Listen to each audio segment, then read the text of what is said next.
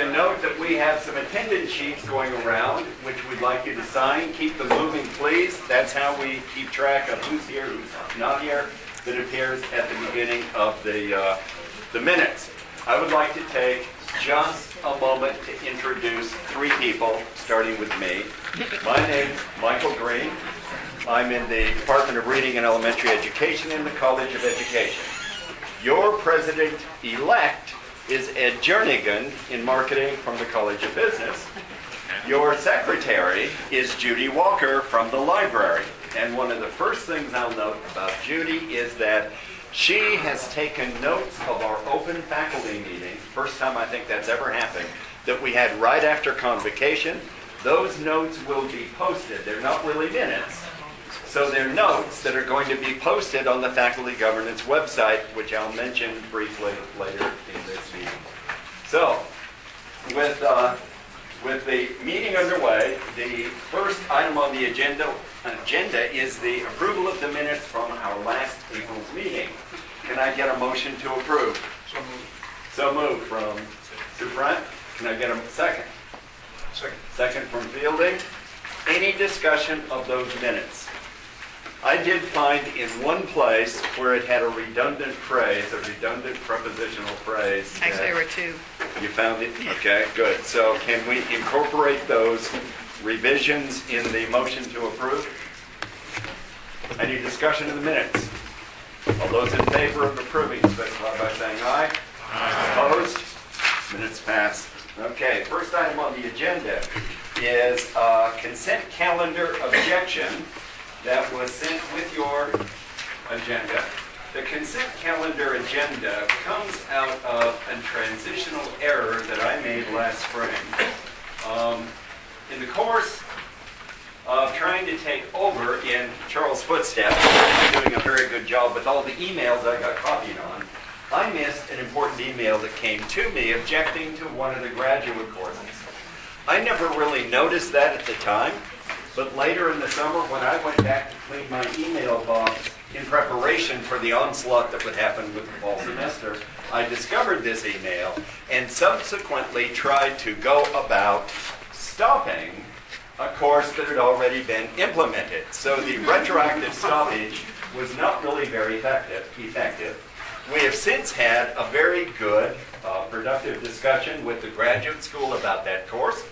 The concerns have been addressed, the questions have been answered, and to close that loop and make everything official, we now have a motion to approve retroactively a graduate course that was on the consent calendar. This comes as a motion. Can I get a second? Second. Second from Zhu, I've got up here, okay? Is there any discussion of this motion? There's some explanation of it, and there is an actual motion. It was Jua. I have to get the spelling for you, but I have a note of it. Jua. I'll get the spelling for you. Are we ready to vote? All those in favor of the motion signify by saying aye. Aye. Opposed? Motion passes. Thank you very much.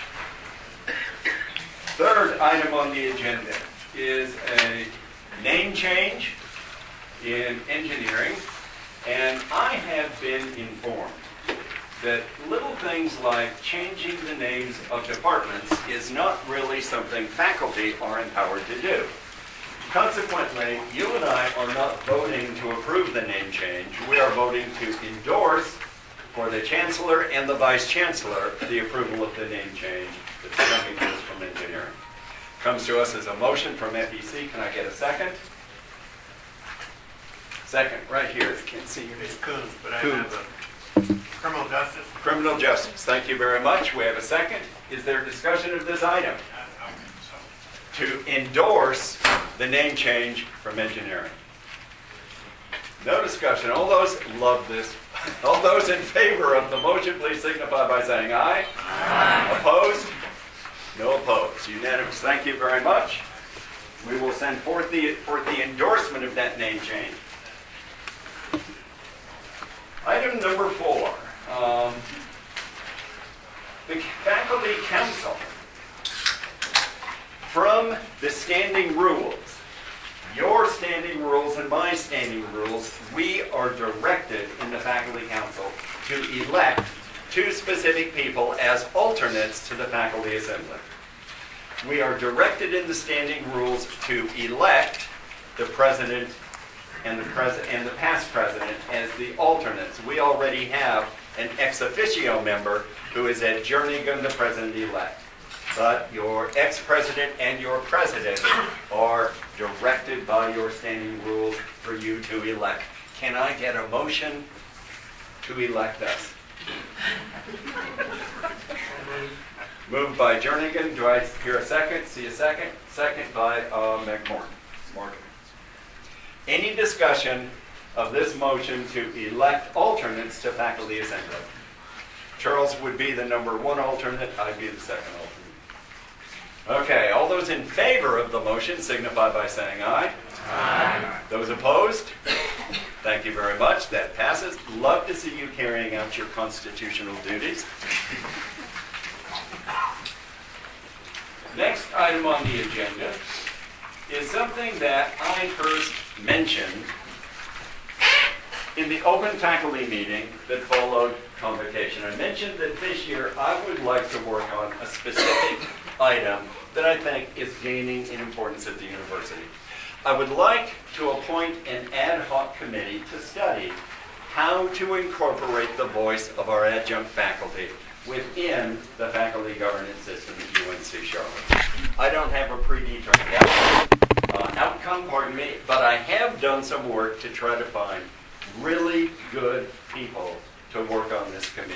Every single one of them, except one, comes with recommendations from other people that, number 1, they are really bright, number 2, they are really motivated, and number 3, they have sufficient time that they can dedicate to this very, very interesting task that they are going to engage in. Now, the ad hoc committee can work 2 ways. It can be a president's ad hoc committee. I simply appoint them, and then they're working for me. And that doesn't strike me as being a very solid footing for having ad hoc committees. Alternatively, the faculty council can appoint the ad hoc committee.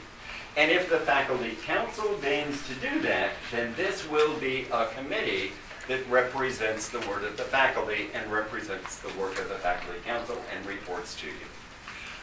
My recommendation is I would like very much for the faculty council to appoint this slate of candidates to that ad hoc committee. There is a charge in your agenda items. There is a charge, a 1.5-page charge that limits very specifically what it was we want them to do. And we have a report date that begins sometime in December. They must hold public hearings with each of the colleges, and their term ends with the last council meeting, faculty council meeting in the spring, which is when I stop being your president. And at that point, Ed, if he chooses, could elect to prolong it for another year or so with your approval, or he could choose not to. But I have limited this to my term in office. Can I get a motion to approve this slate of candidates for that ad hoc committee? Thank you very much. No. Question. You have a discussion. You have not represented all the college. I have not. And part of the reason is I don't see this as a college-by-college issue. I see this as a campus issue. So what I'm trying to do is to get people on the campus who are the best people we can get to do the job of figuring out how adjunct faculty, part-time faculty might join in the governance system. And they might recommend one way to do that is to allocate slots according to colleges and according to ranks and do another thing. So It's just that I I know our didn't do it college that has a way. lot, and I don't see it in there. yes, so do others, and I didn't do it representationally. Okay. I didn't want so many people that the committee was stymied in the starting blocks. Still looking for a motion to, see a motion back here from Nancy? Yeah. Seconded by Ed Jernigan. Now we can Now we can discuss. Yes, What does adjunct mean? that's part of their charge, Okay. is to find out if there is a common vernacular that can be used for the multiple classes that we call adjunct, non-tenure track, part-time faculty. If we could find a nomenclature for dealing with that consistently from one department, one college, we'd probably be a little bit better off than we are now. But part of their charge is figure out what this means. And did you consider representation of someone who is not a PhD? I was asked about that after I already had this many people, and I did think about it, but none of those names came up among the people I talked with that I asked. Tell me somebody smart, who has time, who's highly motivated, and these were the names that I got first. So that's all I can. If it's important to have one, you, the faculty council, can certainly add volunteers, but I'm telling you right now, I have it on good authority from people at this university who do know what they're doing. These are good people, and they'd be very good representatives of all of them. The question was, had I considered selecting somebody to represent lectures, right? The class of lecturers. And the answer was, I didn't get a lecturer coming to me among names I asked for. I said, send me somebody with those three criteria, and these are the names I got. I think it's a workable committee. I've asked them to hold meetings at such times that those who are full-time workers off campus could also join in the meetings. I think we ought to see what they bring forth. Any further discussion? Yes? This is a good idea. Appreciate that. What we're asking for here with the motion and the second is that you approve this as a meeting and, as an ad hoc committee of the faculty council. This will become your committee. Yes? You mentioned they have the charge of determining nomenclature around adjunct. Are there additional charges that you've given to this committee? Yes, there are a list of about 5 or 6 specific ones. If you'd like to look at them, they were included with your minutes. Let me pull them up and we can kind of thumb through them here. The committee will. Here's the cease date. Cease at the end of, sorry, I said faculty council. It's actually the end of the spring semester. Those are the 6 specific charges.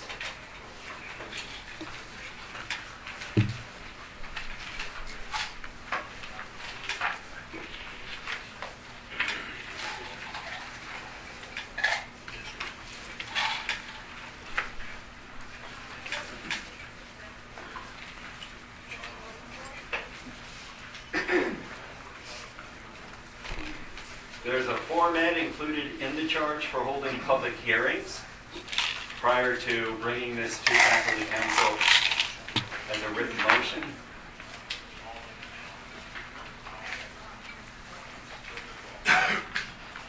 So, Linda, here was your specific question about a formal name for the class of individuals. See it there, it's highlighted right here. Further discussion? Yes? Michael, did you talk to these individuals if they agreed to serve? I have not talked to everyone. I have personally talked to most. They have agreed to serve, and I've been assured that those I haven't personally talked to have also been assured. Oh yeah, we'll find out. We'll find out. This is possibly looming as the first mistake I've made. Only the first. Further discussion. I'm ready to vote. All those in favor of the motion to establish this as the faculty council's ad hoc Did we get a committee? second? Yes, we did. Second came from Ed. Okay.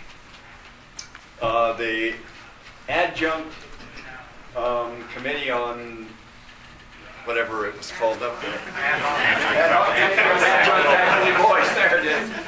Okay, all those in favor, specify by saying aye. Aye. Any opposed? Very good. That passes. I appreciate y'all doing that. I think we'll get something very interesting out of that committee.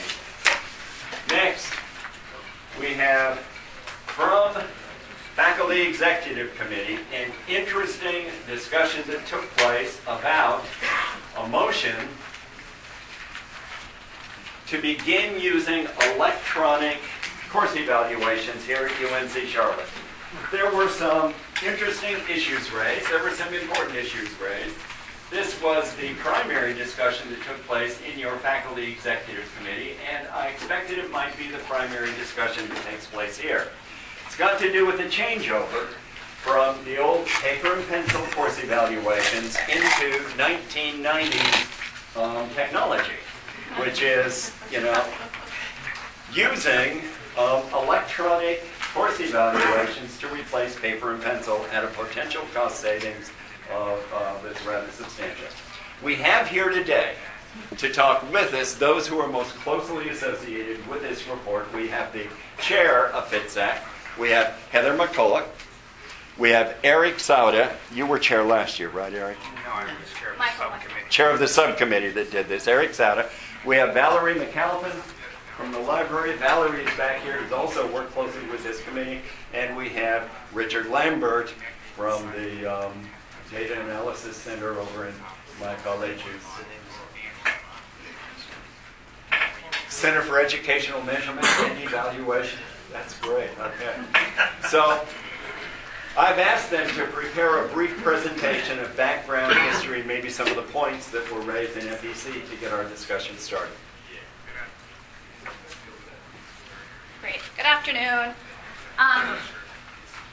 So I'm Heather McCullough, I'm chair of FITSAC, and I was asked to prepare just a brief overview of the history of the study that was done and the motion that was put out. So I have here a slide that just gives context to some of the discussions that have gone on and to the flow of how this has come about. In 2009, the CLAS, College of Liberal Arts and Sciences Faculty Council, put a motion to FAPSIC, the Faculty Academic Policy and Standards Committee, to allow colleges to use electronic course evaluations. In 2009, so FAPSIC then voted to recommend that motion with the condition, there was a condition that the provost, in consulting with the faculty president, appoint a task force to study the issue and define the framework for what that would look like if we did it university-wide. In fall 2010, Faculty Council asks the FITSAC committee to create a subcommittee, and that's the subcommittee that Eric Sauda chaired. At that time, Faculty Council passed two motions, and I'll give you a little more details here, but the two motions were that Faculty Council should support further investigation of online student course evaluations by appointing a university-wide committee with faculty representation from each college, from the Office of Institutional Research, Student Government, FITSAC, and the Center for Teaching and Learning. The other motion that was passed was that the Faculty Council should support a pilot of what an online student evaluation of faculty teaching would look like. So that was done. In fall 2010, FITSAC asked a research team composed of researchers from Rich Lambert's Center for Educational Measurement and Evaluation and the Center for Teaching and Learning to conduct a pilot study. There was a pilot study conducted in fall 2010 that included 1,549 participants from 8 course sections from each of the UNCC colleges. They had small and large undergraduate classes, large undergraduate classes, and 2 graduate courses. I'm going to let Rich, I'm pointing to him, he's there, but I have a few more things to say, so not yet. He's going to talk to you about the research study that they conducted and the findings from that. And then based on the study and the results of the study, in fall 2011, FITSAC put a motion to Faculty Executive Council to implement online evaluations for the entire, for the university. Faculty Executive Council then asked FITSAC to present this information and our discussions to Faculty Council, and that's where we are. I had also been asked to mention very briefly the cost savings and the implementation schedule. So the cost savings, there would be cost savings associated with moving to online, and all of this information is in the report and all of the documents surrounding the study, which is available online and has been available online since the beginning of the pilot study. But the estimated annual cost savings would be approximately $170,000, so over 5 years, about $850,000, and I'm told that's a conservative estimate in terms of the cost savings. The proposed implementation for this would be a phased implementation, very much like the implementation of Moodle. So it would be rolled out to colleges, 2 colleges, 1 college at a time, and the proposed schedule is there. And like I said, the website for the project, the pilot, the findings, the report is here, studentcoursevals.uncc.edu, and more details. The full report is available at that site. So I'm going to turn the floor over to Rich, who will talk about the study.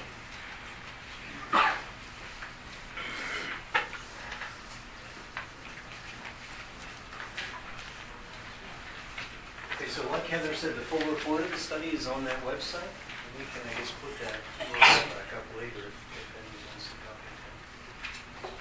I'm going to try to give you just a brief overview of the study, and hopefully won't get lost in too many of the details. As Heather said, the study was conducted as a collaboration between our center and the College of Ed and Valerie's center, the Center for Teaching and Learning.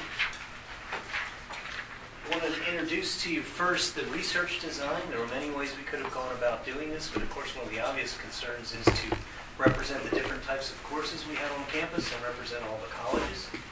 So the way what we sought to do was have sections, course sections from... What are you doing? We're trying to do something new. Yeah, try that. No. See your slide. The one with the silver switch plate.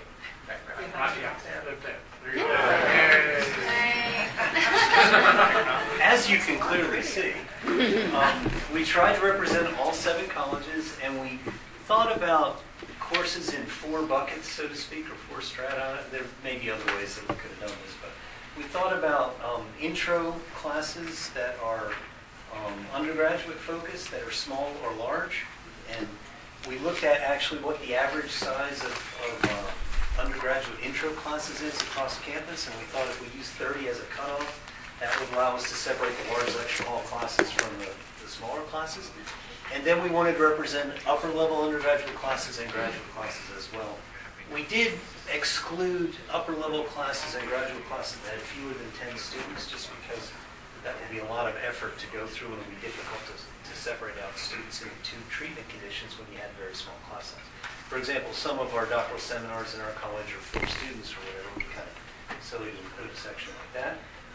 We also thought those kinds of classes might be very different in terms of the relationship between the students and the instructors, and maybe not really typical. We did not, so that would be 8 times 7, total classes we tried to get. We were able to recruit 48, and in the end, all 7 colleges were represented, but of course, we did not end up with 8 from every college. There were some logistic issues about that. In the end, there were over 1,500 students enrolled in these 48 classes. We made a decision to randomly assign the students within the sections. We wanted to use random assignment to make it as strong as possible. With different research designs we could have used, we could have randomly assigned the whole sections to get paper versus online. But one of the issues with that, of course, is how would you know that the instructional quality was kept in common? So we made a decision to randomly divide each section into students that received an email that said you were invited to participate in an online evaluation process, and students who were told that they were just going to participate in a normal paper process. So that resulted in over 750 or 777, you see the numbers, over 700 randomly assigned to each of the 2 conditions. We got over 1,100 students responding. The first big finding of our study, of course, was there's a big difference in response rate. A little bit over 59% for the online condition and over 92% for the paper condition. So that's of course, an important point to make right from the start. It is not clear, because all these evaluations were anonymous, what non-response bias there may have been, if any. One of the other important findings from the study is that the measures themselves and the items are quite varied across campus. Of course, this would have been the cleanest study possible if we could have had a single, very well-designed outcome measure, but we did not. So we tried to do our best to take all of the large item pool that is across all the colleges and sections and so forth. I don't know what I just did, but let's see what I can do. So we kind of conceptually organized these items into 12 different possible scale scores, and you can see they range from overall satisfaction items, which were in common across the whole campus, all the way to very specific things like relevance of specific materials and so on. So we came up with 12 different scale scores. We wanted to have as comprehensive a treatment of this item pool as we possibly could.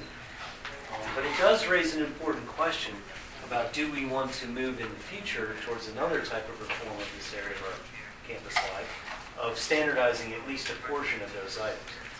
Okay, so we then used a two-level hierarchical model to analyze the data. This allowed us to nest the ratings within the particular instructor, so that we were essentially comparing online to face-to-face, respected to the same instructor being evaluated. There were statistically significant differences between the two conditions for 9 of the 12 ways we could score the item pool. And those differences did slightly favor the paper-based evaluations.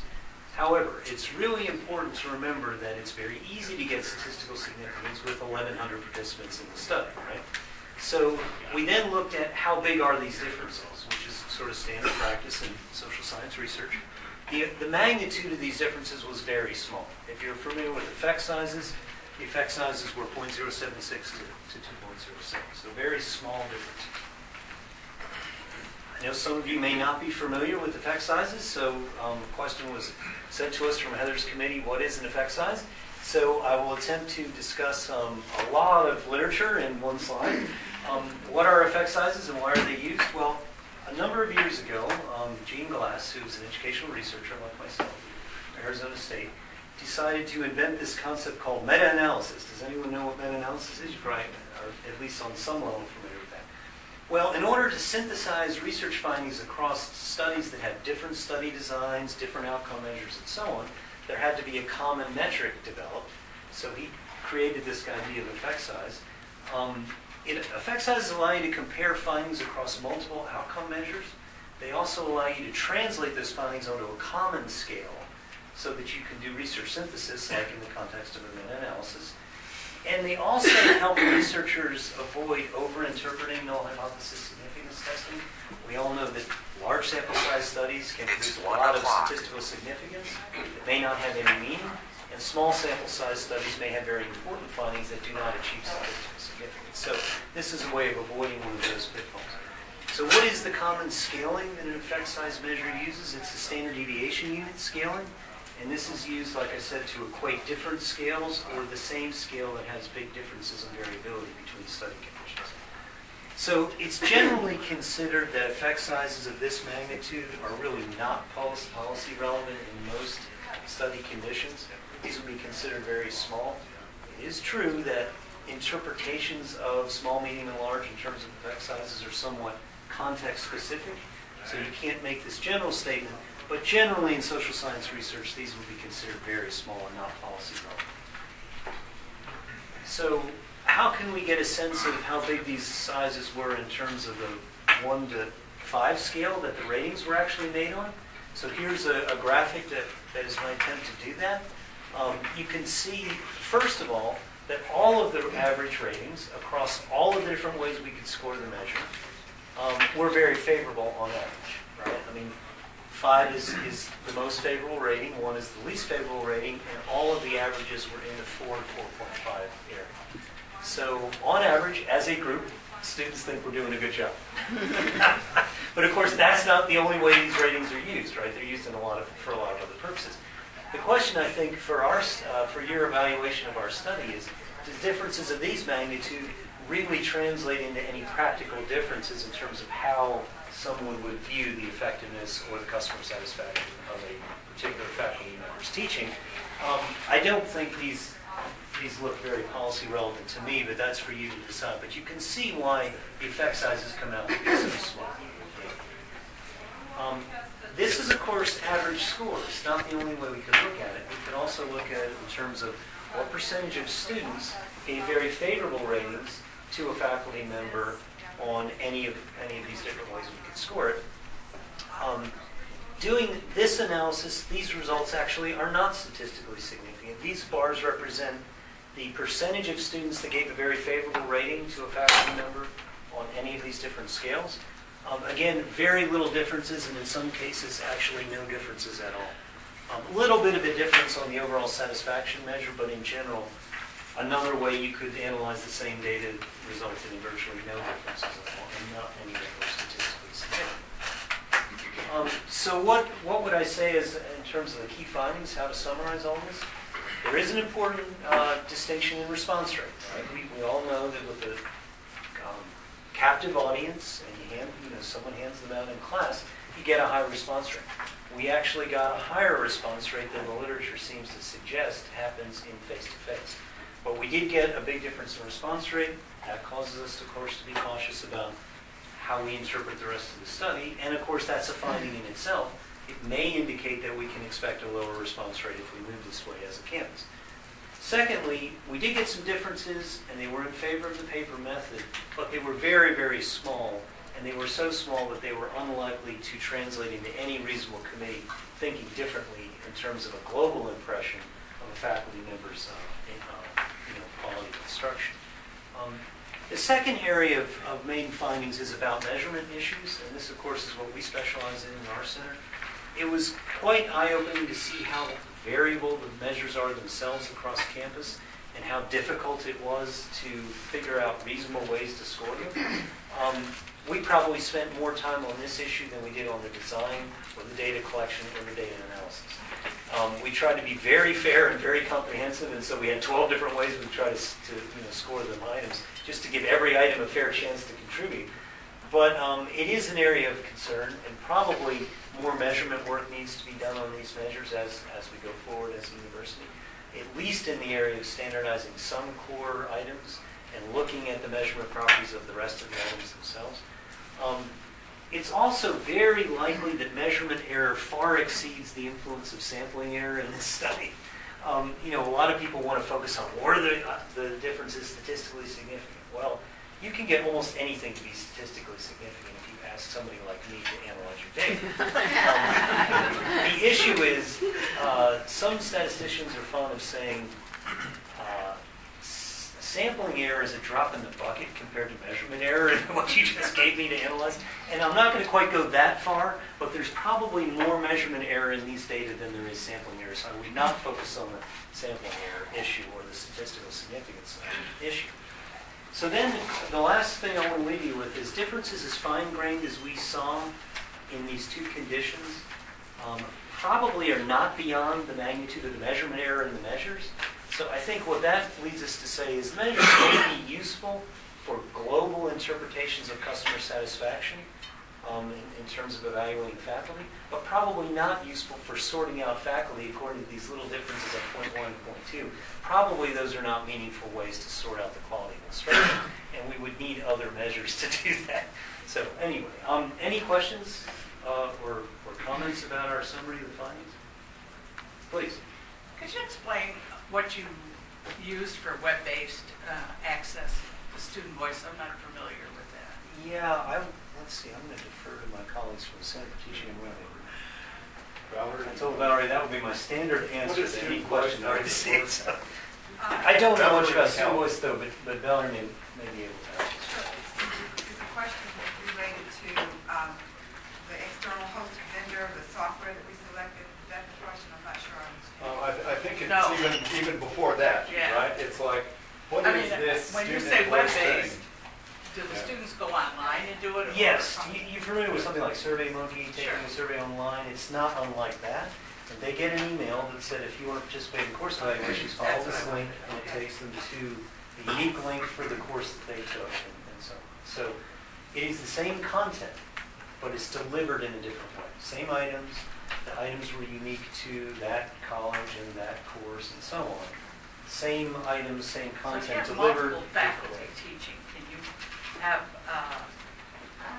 can you capture that information using that? Actually, we are already doing that in our college. We have some courses that are taught online and some that are taught face-to-face, multiple sections of the same course content.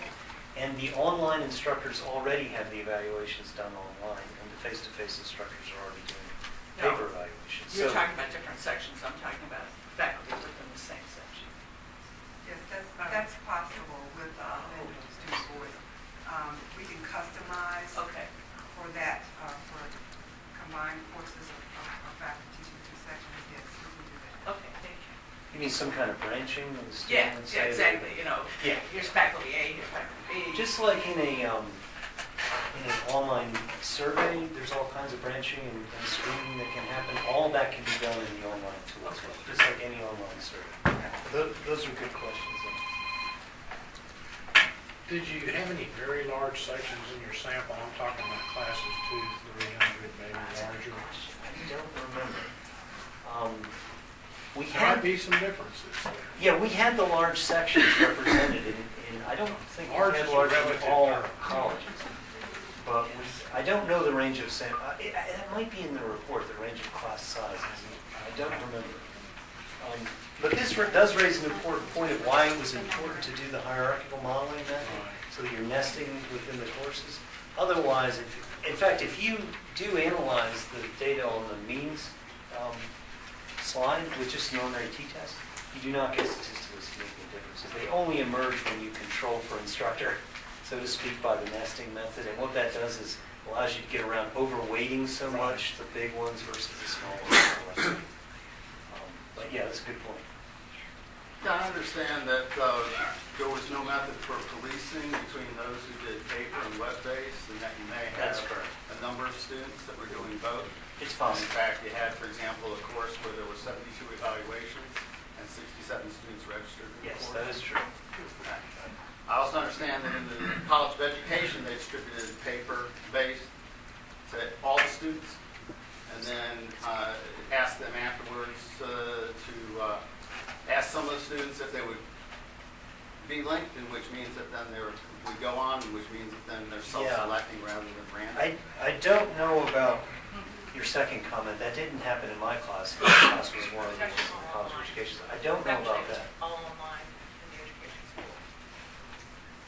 I was understanding that some classes had access to all online and they had to self-select which ones would do paper. Yeah, I don't think that was true. Only the students that were randomly assigned to the online condition got those. Is that correct? Please. Your point about the policing issue, though, is correct. That is a potential flaw in the study. It's possible that did inflate the response rate on the face-to-face side. So we did get a little bit higher response rate than the literature suggests. Other studies have gotten 70s and 80s and so on. It would also suggest a reason why the data may show that they're much more closely together than you might otherwise expect. Possibly, yeah, that's possible. It's also true that we don't have a current policing method with the face-to-face either. Right? You're not in the room requiring the students to fill it out. So it is currently a self-selection process as it is. No, but I mean that but in terms of the random assignment as to whether the student is doing web-based or doing paper-based. That is correct. It's possible that it's possible that even some students filled out both. That is Right, possible. that's my point. That is possible. That's what I was getting at in terms of policing, that you have students that in fact are answering both. Yes, that is certainly possible. I think I would expect if we saw if there was some really huge biasing effect, that with the online version you only get the most upset students, or you only get the most satisfied students, or whatever, or they're overrepresented in some way compared to face-to-face, you would have seen a lot bigger differences even with this issue. Oh, I'd argue, I think that, no, you end up seeing, if they're overlap, you see fewer if you had a very large percentage of students doing both, but we have no way of knowing that. It's a good point. It is possible if you had, some large percentage of students doing both, that would bring the means together.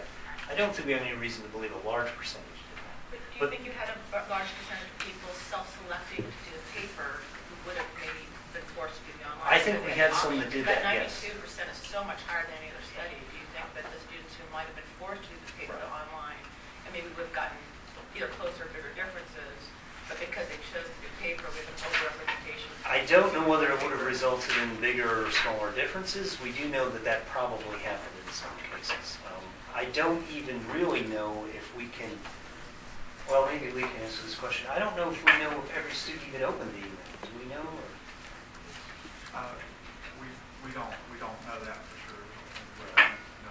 So it is possible that some students, because no one was there forcing them to leave the room or something like that, did answer in the wrong condition. That is true. I don't know whether that translates into any differences in the class. Everything was anonymous, so we can't analyze that. But it's a fair point. Each of the faculty participated, and we spent time going over the process that should be used. We gave them very detailed communications about it. And we even offered to send some of the doctoral students out to the classes to help faculty sort of oversee the process. So we tried to be very careful in addressing that. So I'm agreeing with you. I don't think we saw a lot of that. There may have been an instance or two, but not very much of that. Not to the point that. We established a data collection protocol where there were specific instructions. If you received this email, you were free to, et cetera, et cetera. I mean, it's not to say that there was, no flaws in the data collection. Could you check to see if any classes had more than 50% of their students answering paper? Like a couple of classes that I've been looking at, they had like 76% of the students enrolled in the class answering paper. Or like one of the education classes I looked at, 100% of the students answered the online. So How did you get access to individual class data? I'm working on the qualification. Oh, yeah. So I have to derive data, and that's what we're having a hard time trying to make sense of it because we're seeing inconsistencies in the data. And I don't have access to all the data, so I'm looking at it going, I have more evaluations than I have students. I don't understand how that works, where I have 76% of the class with paper and I should only have 50%. And I'm not saying it's widespread, I didn't do the analysis, and so maybe you can answer if you threw those out. It's a good question. I mean, I'd certainly go back and look at that. Can I try to bring a little focus here? We'll give it to you. During the course of the next month, we're going to ask you to talk to your departments and your units. Teaching faculty have been evaluated for well over a decade here, will continue to be evaluated. That's an expected part of the job. The question is, do we want to support the move from the tradition of paper to a new norm, a new tradition of electronic evaluation? Should we be doing that? Have we spent enough institutional resources to satisfy most of our questions? Or are there still substantive, significant issues that outweigh the institutional resources? One question, let me ask it a little bit differently, Rich. To what extent do we, who don't have access to any of the original data, to what extent should we have confidence that the overall picture is that we're probably not going to lose information, but we may lose head count initially in the student responses? And can I piggyback on that? Could you comment on how that affects the variance that you're seeing in the distribution response? And then go to the gentleman here. Well, I think it piggybacks in the sense that, I'm trying to understand the advantages of moving in this direction, and I heard some cost savings, which in my mind was not much, versus the disadvantages, which is loss of information on a set of pieces of information that are used in a wide variety of decision-making processes. Annual review, RPT decisions, lots of different ways. So I guess I'm wondering, what are, beyond cost savings, what are the other big advantages here? And then the second part, and I'm sorry I'm going farther, do we have a sense of the long-term response rates in systems that are purely electronic? Because generally my understanding is that electronic web-based survey designs just fundamentally have lower response rates regardless of what the studying is. And so I'm wondering what the long-term response rates might be, notwithstanding the pilots. Yeah, I think, I don't know the answer to that, but I think that's the most important question from my viewpoint. Is will, over time, students become accustomed to the idea that this is now the new normal, and so they know if they want to be participating in an evaluation, they have to pay attention to that email. I don't know that. I do know that there is some, I mean, this area of the literature is not my area of expertise, but there is some, there are some other studies that suggest you can get a higher response rate than we got. It's just to say that's it. Prince, about 15 years ago, we went through this at another campus that I was on, and the response rates varied all over the map, but in institutions where there was a cultural change, the response rates initially dropped and then came back to what they were. That's what I'm saying, and that's in the responses. And that was fairly uniform in a lot of instances. So it's a culture change. I think that's right. I've been to a lot of symposia at professional conferences where people looked at all kinds of ways to compare the two modalities, including differential added functioning, everything you could possibly do from the statistical toolbox. And the general consensus is there really aren't differences. In fact, the studies that look at paper versus web surveys are really not even done anymore because there was really not any consistent findings from those. Yes? If you call up the report, the executive summary gives a survey of several colleges. Yeah, it shows a sample of the literature. And we did, as you pointed out, get a higher response rate than, I guess you could say, the sort of in all quick cases, consensus. the pilot went down, but in the post-pilot period, they went back up to the same level they were before. And it's also true that those are in the 70s and 80s, and we got 90s, so it brings back the issue that you raised. Please. The other question I have, and this goes to the quality issue, and this is something I have no real opinion on online or offline. We're really interested in the qualitative data, the open-ended responses, about whether or not web versus paper changes the kind of information you get if students aren't in class filling out. So that's the project we're working on, and we've been very fortunate to have a lot of the data, which has been wonderful. And I may not have it all because we just started getting it a couple weeks ago. But my understanding, on page 8, you say that the open-ended responses, which are what I value the most, were more substantive and complete, substantive and complete, and based on a cursory review of the data.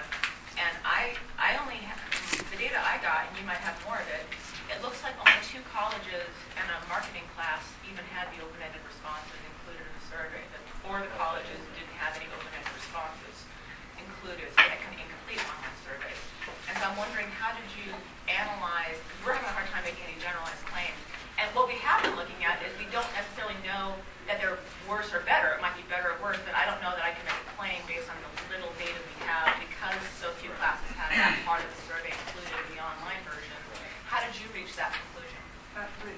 I didn't write that sentence, but let me just say one other thing. Or how was it reached? I didn't reach that conclusion, but secondly, I do think there is some value in completing that analysis because given that everything was anonymous, we can't look at whether males are overrepresented in their own response rate or the other, any other thing. So what we may be able to discern is the nature of the bias, if there is one, from the open-ended responses. So it's certainly worth pursuing as far as we can to do that. And we had originally hoped to have that analysis completed by another research team and included in this report. We're not there yet. But the other question about how commonly were open-ended responses given, I don't know. Do you know, Valerie? So Laurel is heading a research team and is looking at our qualitative data. And comparing it to the quantitative. And comparing it. So there are some statements in the report about the qualitative analysis that are a little premature. So we have edited those out, and the most recent version is on our website, so please go and take a look. But the qualitative analysis is still pending, and Laurel's team is looking at the data and so forth. And there were some limitations to the study because of the surveys that we collected. Some of them did not include their open-ended boxes for the respondents. Some of the surveys said, just click over on the back and answer this question. Well, it did not get transcribed. It did not go into Student Voice web-based survey. So that data is still under investigation, and Laurel and her team are continuing to look at that. So I would not draw any conclusions about the qualitative at this point.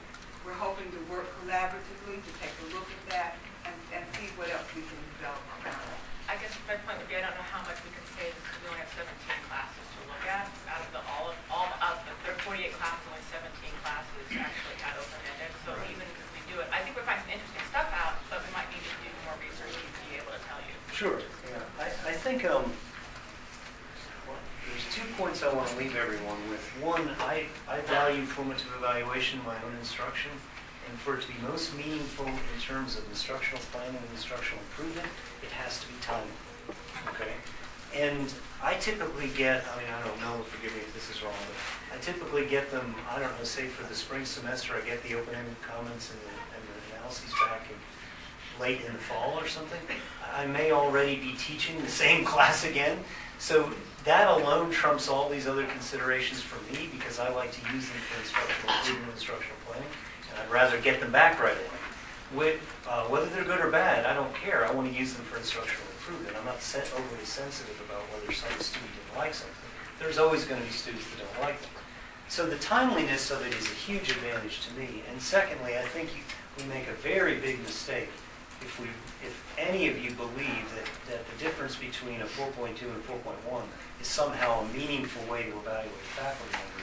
You need some other indicators or some other measures or some other qualitative information or something. And then furthermore, if you somehow translate customer satisfaction data into some kind of meaningful commentary about all of what we know instructional quality is, we make an even bigger mistake. So I think those are much more important considerations in the fact that all of us could design studies different ways and all of us could analyze them different ways. I think there's bigger picture issues here, but nevertheless. Well, the difference is small, but there's a pretty clear pattern that the differences were small in the wrong direction if you're a faculty member. I guess the greater concern, though, is what you brought up, which is up there, which is the measurement. The instrument itself is inherently problematic and has been for a long time, and there are flaws in how Or maybe we need to do more analysis. And so I guess the question would be, does it make sense to transition to a new process with a bad instrument?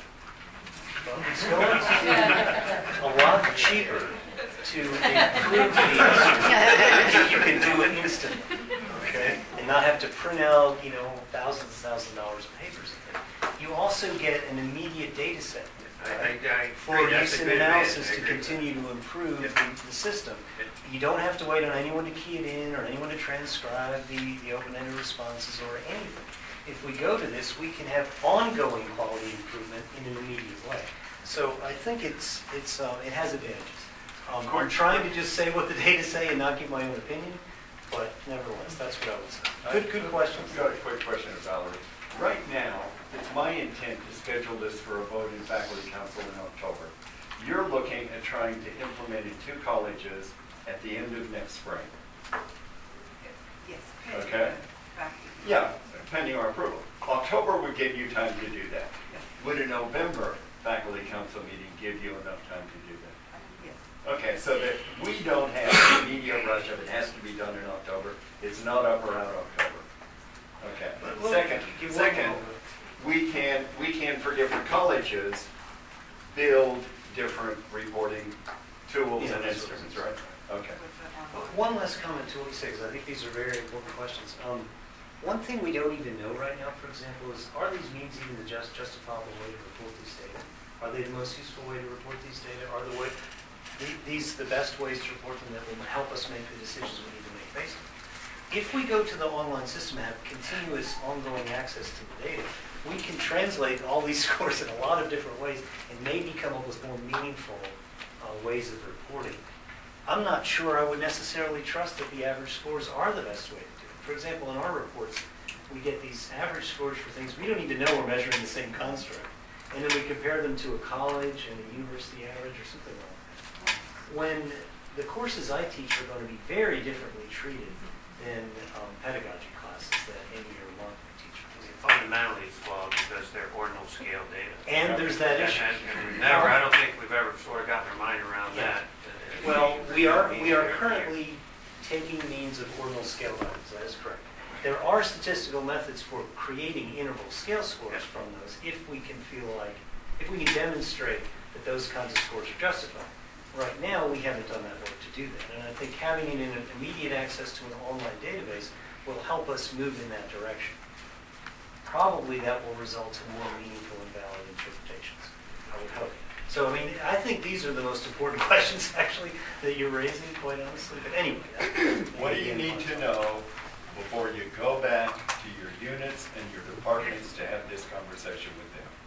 We need to decide at some point whether or not we want to make a transition to electronic or whether we just want to back off and not do it, then not do these studies every 5 years. Meg?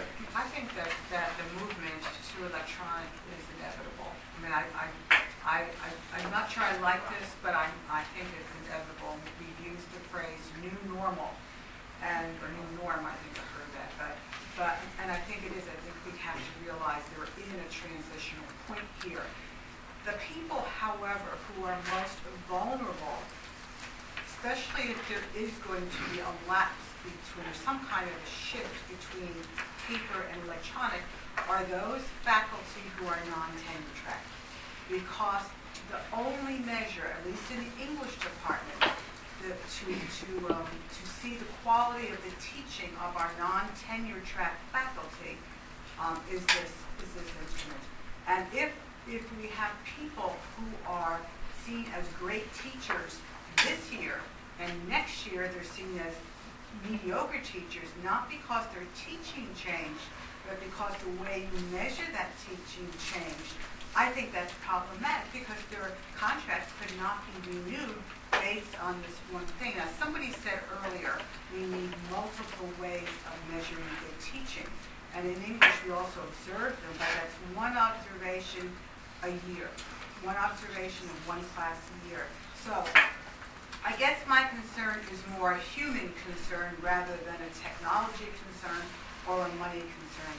Because I don't want teachers who have good reputations to, and I'm using the word suffer, it's too strong a word, but to be disadvantaged by something that's a measurement issue, not a quality teaching issue for me. So what I'd also like to recommend, given this concern that I have, is there any way at some point to track these differences if they occur? So if my teaching, and I don't care because I've been teaching for so long, nothing's going to change it, right? But if my teaching suddenly goes from a consistent 4.2 and suddenly I'm down, and this is important in English because we don't know anything about statistics, okay? It goes down to a 3.9, which may not be statistically significant, but it looks different. A 4 is different from a 3. You know, it's like paying $3.99 for gas. It's $3.99, but it really is $4, right? So how am I going to suffer? Is there any way to measure that difference through this system rather than the paper-based system is really the question. After my long kind of sermon about this, I just am very concerned that vulnerable people will suffer from this. Well, you could certainly ask your students in your department to fill out both for a semester and see if there's a modality effect. You could also, that's one issue. Another issue would be the non-response bias issue. You could design a study similar to what we did to see if you get that in English. Maybe you get it differently than the average effect across campus. But when I mentioned this to my students, they said, I'm not going to fill this out because I really like you and I think you're doing a good job, so why should I bother? Right? So that means all the people I hate me are going to fill it out. Okay, just a couple of more urgent questions. The most urgent only. We need to get you to talk to your faculties. And where are the FEC members of FEC? I want you to make sure you monitor your colleges so that when we have our FEC meeting, you can say whether or not we can schedule a vote in October, whether we need more discussion time. Could we possibly look into doing both at the same time? I mean, we're using clickers for a lot of our larger classrooms, and it might be something with the Learning Center to set up the evaluations via the clicker so they're in class they're looking at the document, they're filling it out via clicker, but the data would go back to them for that class. So they're not doing it online, they're doing it via the clickers. We thought about that, but it's not anonymous because that data. It would be anonymous to the faculty member, because we wouldn't. To me, you could have the key go back to you. We wouldn't know who the student was filling out that information. And what about? And that way, it's in person. It's coming back, and then you could give the report. It's all done electronically. I don't think we need a study to think about that idea. That's worth thinking about to me, and make sure we have some clear decision making about whether that's workable. But then you've got the open-ended comment. Right, they can put it in. With the click. Yeah. They can put it in with the clicker. Okay. Here next. Finishing up, last two. Here, 1, 2, 3. Last 3. I was curious to know whether or not the literature spoke to any strategies for increasing the response rate for the online. Because obviously, the efficiencies are better in that it allows you to see your evaluations earlier, so you can improve the instruction. If the key difference is dependent on the higher response rate, what methods can we use to get the students to use the online? I've seen some places where in order for you to see the final grade of the class or something, you fill this out, or what can So we do? if we were to approve online, we might make that part of the campus-wide effort at Yes. Did the changing literature the speak settings. to any strategies of how to improve the response rate? This is a great question, Greg. I'll let Valerie answer in a second. But one thing says in the larger literature on enhancing response rate in online service and I don't know in particular how it applies to course evaluation. Well, the literature that we reviewed stated that if you just inform your students that this is important to the institution, that it will improve the course for other students who follow, that they generally respond very well to that. They don't tend to respond well to being forced or having some type of stick as opposed to the carrot. But if you tell them that this is how it's going to be used, it's going to help others, generally that's enough for them to respond positively, based on the literature that we reviewed about course evaluation. Question here. I was curious about data that suggested the difference between the context in which the survey was being taken, apart from the change of medium. With the paper tests, generally those are taking place in a classroom during class time. And these online surveys, I'm not sure what the conditions were for the students that filled them out. You conceivably could be filled out, 10 in the morning after a couple of years. Is there any research that will suggest that that can be a factor in a classroom versus sitting? We already did all along. We're getting the timestamps for all of them right now, so we can give a better idea of when they fill them out, and we'll give you the timestamps. That's an issue. Given the near ubiquitous nature of devices, would it be conceivable to imagine having the same context for filling out digital forms? In other words, having a set of iPads or smartphones that could do that in class. Go ahead. First of all, we did consider, as a part of the research design, taking in some classes the students randomly assigned to one condition to a computer lab. Right. But in the end, we decided not to do that because we thought that would be really just testing the modality difference and not the reality of the way online evaluations are filled out. They are filled out at home on, with their own terms, right? Now, as far as the 2 in the morning effect, if you were part of the Google Groups thing that was going on last week, it was tremendously entertaining. And if you tracked all of it, like I did, the later into the evening it got, the more questionable and even profane the commentaries. So clearly that's going to be a factor. And we have a large undergraduate population here. They will do things at 2 o'clock in the morning, some of which we approve of. Well, unless we say, this has to be filled out within the next 3 hours. Okay.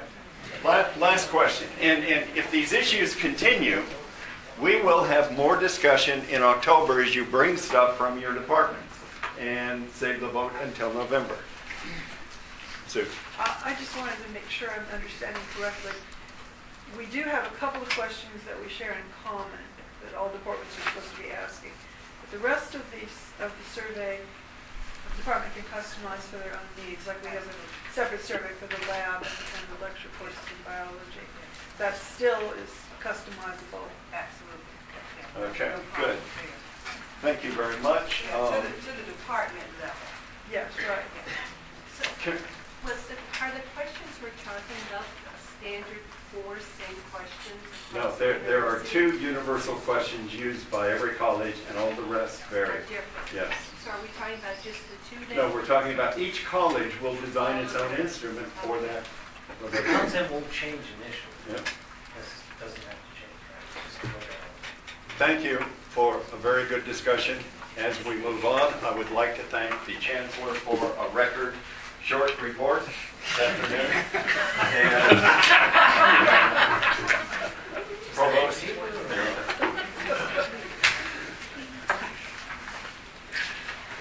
Michael, I just want to add one thing. On that website, there is a provision for you to ask questions and post comments. And I would encourage you to go there, review, please express any further questions that you might have. So, let me, there really, just a couple of things I wanted to talk to you about today. If the Chancellor were here, he would talk about the budget. You all know already that that's bad, so. I wanted to talk to you a little bit about the fact that we have to, within the UNC system, have a Board of Governors approved list of institutional peers. And we've been going through a very... Do you want me to try to find that? It's all right. I mean, I can just find it. It'll be faster to just find out. So we have this process that we've had to go through to choose new peers. And the peers are important because the peers will be used in some way to tie to performance funding. Now, we've already seen our old group of peers used in this way because the system has looked at retention, degree production efficiency, and graduation as performance measures. There is a new committee that's going to look at the performance funding model again, so we don't really know how it's going to go in the future. But in the past, we were going to be rewarded with a small amount of money in the enrollment increase formula if we met targets for first-time, full-time freshman retention, graduation, and degree production efficiency. It turned out that when the legislature cut the system budget by $414 million, the system also used those measures as a way to reduce the budgets of the institutions. So we don't know exactly how these peers are going to be used, but the way you rank with respect to your peers will be a factor in terms of performance funding. It will be a factor in terms of tuition setting, and it will be a factor with respect to how we set targets for faculty salaries, assuming we can ever give people raises again. So we've gone through a long process to try to identify a set of peers within the restrictions that the general administration gave us. So we were supposed to pick peers that fell within our Carnegie group. We were supposed to have them distributed across the country, which makes a lot of sense because you don't want a whole bunch of peers in one state. If that state has problems, it screws everything up. And so there are a series of criteria, actually not that many, but what we tried to do was to come up with a group of institutions that looked pretty much like us. So we're located in urban areas because the costs of living vary if you're in some very rural area versus an urban area. The kinds of students that you attract are different. In urban areas, very frequently, you tend to have many more commuter students We have a lot of programs in expensive disciplines like engineering, business, sciences. Most of our PhD programs tend to be in STEM areas. Those are expensive. So we try to identify criteria for choice of peers. So we now have a whole set of peers, and I can send those to you if you want to put them in the minutes. But I just wanted to make sure that all of you knew when you will see them eventually. And when you see them, you may wonder why we have that particular set of institutions. And so I just want you to understand that we've tried to pick institutions where we can make reasonable comparisons between ourselves and other institutions based on what seem to be important variables. But we were most concerned about where we would fall with respect to freshman retention, graduation, faculty salaries, and tuition fees.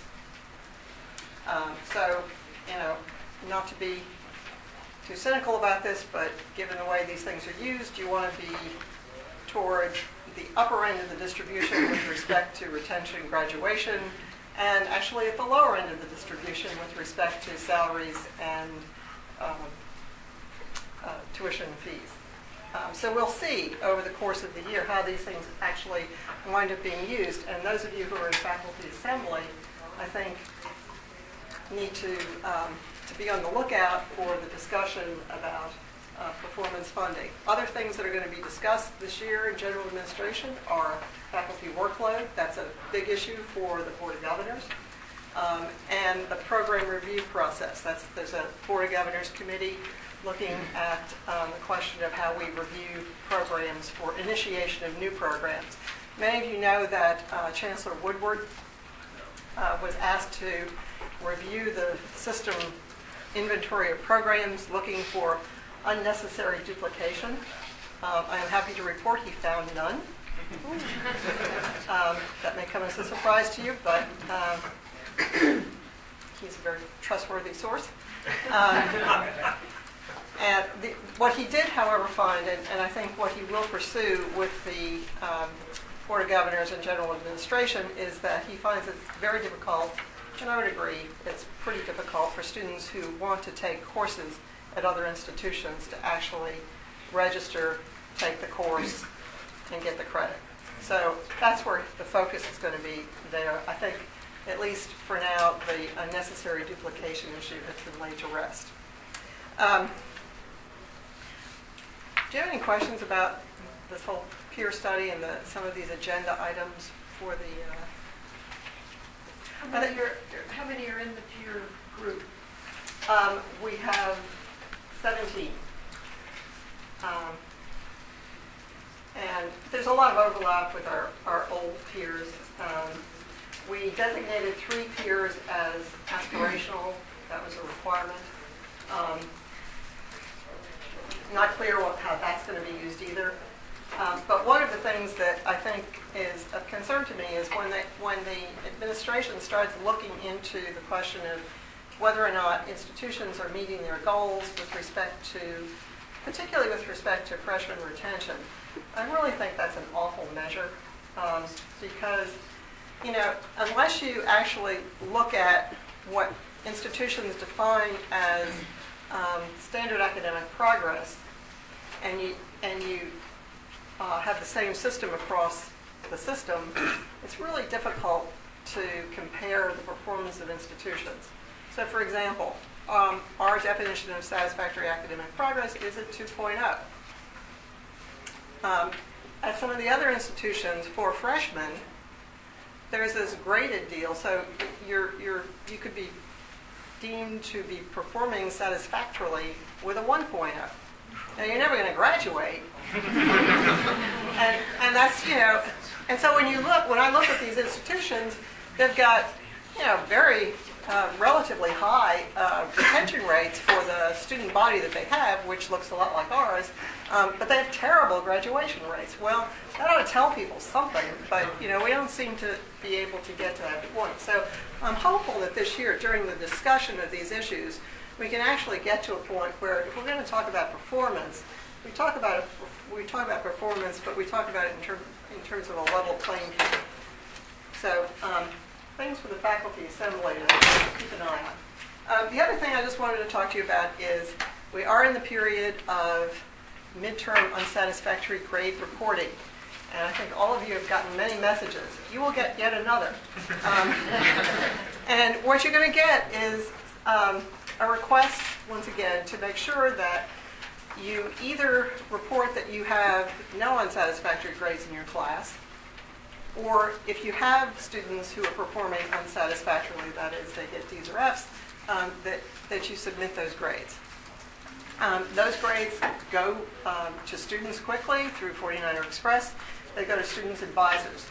Now, the other thing we'd like to ask is for you to actually talk about this in your classes. So what we'd like you to do is to provide guidance in your classes about what a D or an F actually means. We do know that in general, 2/3 of the students that get Ds actually can improve their grades by the end of the semester and get a C or better. About 1/3 of the students that get Fs at the midterm can pass the course. So, but we don't know, in looking at these grades, what they mean in your course. So providing guidance to your students, providing advice and information about how students can recover from a poor midterm grade. You can point them to tutoring. You can point them to advisors. You can point them to the writing center, whatever it is they need. And by all means, recommend that they see an advisor, because their advisors will have all of their midterm grades, or at least the unsatisfactory ones. So how can you do this? One way, if you've got a big class, take 5 minutes in your class and talk to your class about it. Even if you've got students that have C's, they could probably benefit from hearing that they should work a little harder from here on. Communicate with students individually if you have a small enough class, or if you have students that you're particularly worried about. And by all means, if you're using Moodle, you can post guidance, you can post advice, and you can post information to your class about the midterm grades, what they mean, and how to make them better by the final. Thank you. Thank you. Oh, one other thing. I promised